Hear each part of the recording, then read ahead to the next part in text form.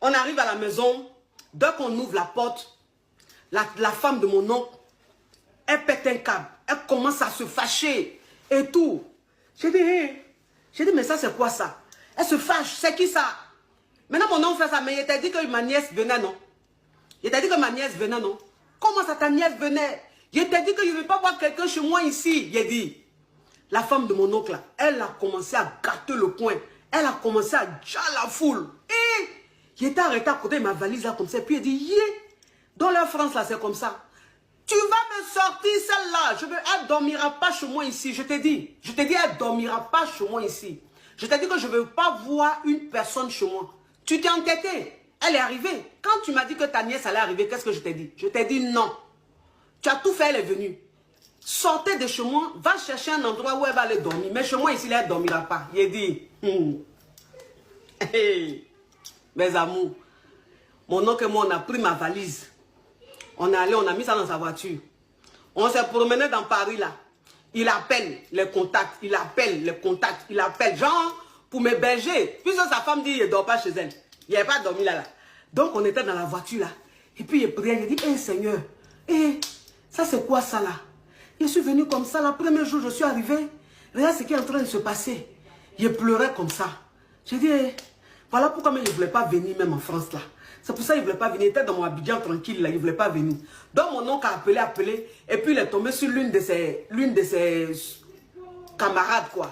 Elle habitait d'un glo-glo. Mais un glo-glo genre grenier. Mais une chambrette. Chambre là, j'ai dit voilà chambre là. Ses affaires même ont rempli chambre là, juste là, il n'y a pas d'espace. Et puis on est monté là-bas. Oh, je sais pas, c'était peut-être au 7e ou au 8e étage sans ascenseur. Donc on est monté, on allait s'asseoir. Et puis mon oncle a commencé à manager, voilà, à manager sa camarade là pour que moi je puisse rester là-bas. Maintenant, elle a dit non, c'est pas possible. C'est pas possible parce que elle vit dans une petite pièce avec ses enfants. Donc elle ne peut pas m'accepter. Donc vraiment, si elle m'accepte là, c'est pour une nuit seulement, c'est-à-dire ce soir-là, c'est tout. Sinon, je ne pourrais pas rester là-bas. Mon oncle dit, ok. Bon, il était assis là. Il réfléchissait, il dit, mais on va faire comment? Elle ne va pas rester ici une nuit. Mais si elle reste ici une nuit, là, on fait comment? J'ai dit, mon oncle m'a dit, prends ta valise, on y va. Prends ta valise, on y va. J'ai dit, c'est comme ça, on a pris valise là. Et puis on est retourné. Il dit, on rentre à la maison. Il dit, ah tonton, ta femme a dit, elle ne veut pas me voir là-bas là.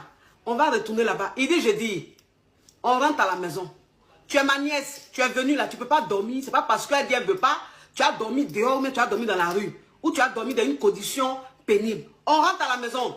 Il dit, le monsieur là, on est monté dans la voiture, on est rentré à la maison. Quand on est rentré à la maison là, sa femme était assise au salon là.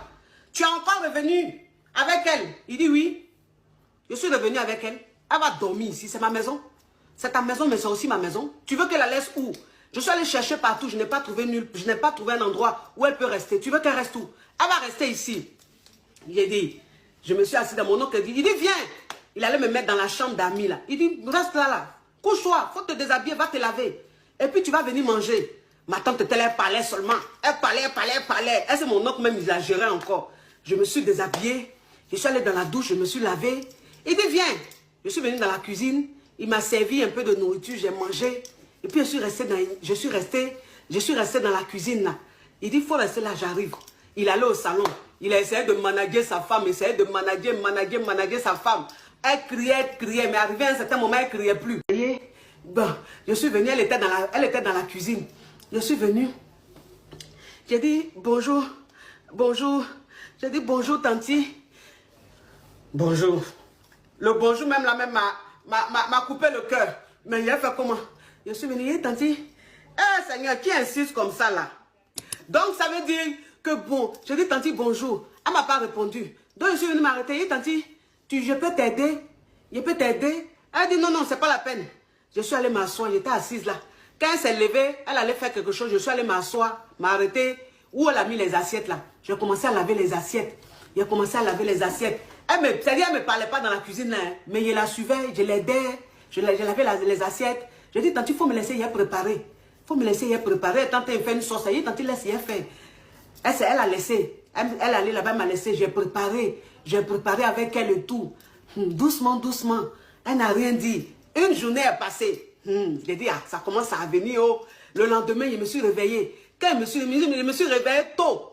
Tôt, je me suis réveillée. J'ai commencé à faire le ménage. J'ai commencé à nettoyer la maison. J'ai commencé à passer l'aspirateur. J'ai commencé, enfin, ce jour-là, non, il n'y avait pas aspirateur. On dirait que c'était le balai. Après ça, ils n'avaient pas tapis chez eux. C'était le balai, je crois. J'ai passé le balai, tout. J'ai pris la serpillère là pour nettoyer. J'ai nettoyé dans la cuisine. Il a dit que la tante, quand elle s'est réveillée là, elle s'est réveillée vers les 9h, 10h là. La maison était clean. Le salon était clean. La cuisine clean. Tout était clean, clean. Quand elle s'est réveillée, elle a vu comme ça. Elle n'a rien dit. Mais je sais que dans son cœur là-bas, là, elle s'est dit, ah, la fille là, on dirait qu'elle est serviable, elle est utile, hein. On dirait que de la façon c'est en train de se passer là, elle a laissé chez moi ici, hein. J'étais là. Donc, j'ai dit à mon oncle, j'ai dit, tonton, ta femme, elle travaille, non? Il dit, oui. Ah, comme vous avez une fille là, je peux rester avec elle. La fille là, elle va où? Quand vous partez travailler là, elle reste où? Il dit, on la dépose chez une nounou là, à côté d'une malienne là. Il dit, ah, au lieu de la déposer chez une malienne là, je peux rester avec elle, tonton.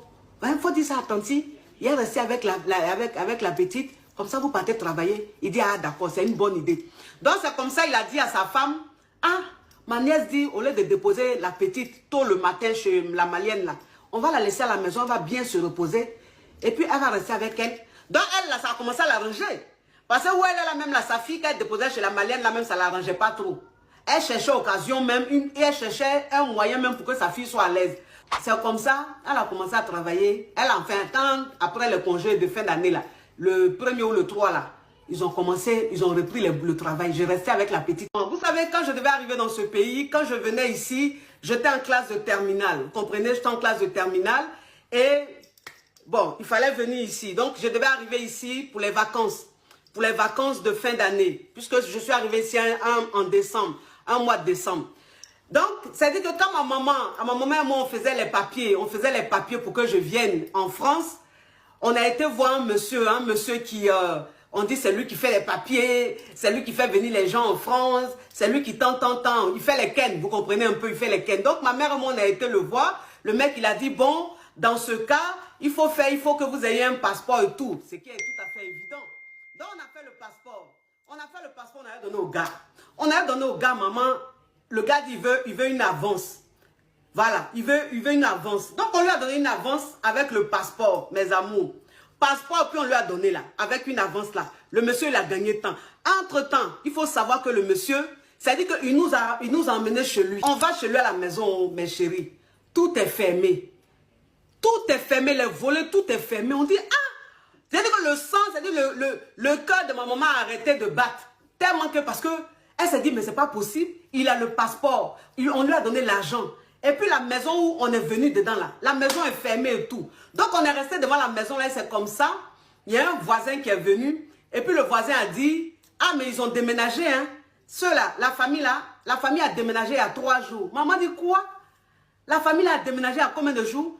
Le monsieur dit, mais il y a 3 jours qu'ils ne sont plus, ils ont déménagé, ils sont partis. On dit, hein? J'ai dit que maman, elle était mal. Elle était mal. Mais en fait, elle était tellement découragée parce qu'elle s'est dit, mais aïe, mon petit agent, on va pour que ma fille parte en France. Pourquoi quelqu'un vient, il prend le passeport, il prend l'argent, puis il gagne temps. Donc, maman a un frère qui lui a dit, mais pourquoi est-ce que tu veux forcément passer par les Ken? Pourquoi tu veux forcément passer par les Ken? Il faut faire demande de visa. C'est-à-dire qu'elle est élève et tout. Donc, va à l'ambassade de la France, au plateau là, vous faites la demande de visa.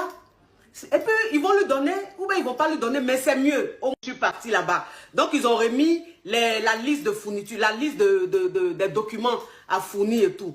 Donc, je suis partie à la maison, ma maman et moi, on a vu, on a tout rempli. Ma mère, elle avait un frère ici, un cousin ici, parce qu'il fallait certificat d'hébergement dans les papiers. Donc, maman a contacté son frère là qui était ici. Et puis, son frère a dit, il n'y a pas de problème. Moi, je peux envoyer le certificat d'hébergement pour compléter sur le dossier, pour faire la demande de visa, mes amours. C'est comme ça, mon oncle, là, il a envoyé tout ce qu'il fallait. Certificat d'hébergement, tout. Et puis, j'ai rajouté sur les papiers qu'on demandait à l'ambassade de la France. Et puis, je suis allée déposer. C'est-à-dire qu'il fallait déposer un matin. Il a déposé les papiers, là, les papiers à fournir, tout, là. Il a déposé ça. Donc, quand tu déposes comme ça à l'ambassade, là, on te dit de venir prendre la réponse dans l'après-midi. Voilà, c'est ça, dans l'après-midi. Donc, je suis resté au plateau là-bas. Je suis resté là, j'ai tourné au plateau. Et puis, je suis retourné à l'ambassade à 15 h. Quand tu vas à l'ambassade, là, il y a bâche. Il y a bâche là-bas, il y a petite bâche comme ça. Tout le monde est assis en bas. Donc, moi, je suis allé, monsieur assis en bas. Et puis, on attendait. Et puis, on nous a appelés, on a fait le rang. On a fait le rang. Il y a dit que le rang qu'on a fait, on était, je crois, 12 ou bien 11 personnes dans le rang, mes amours. Tous ceux qui étaient devant moi, là, on les appelle refus. On les appelle refus. On les appelle refus.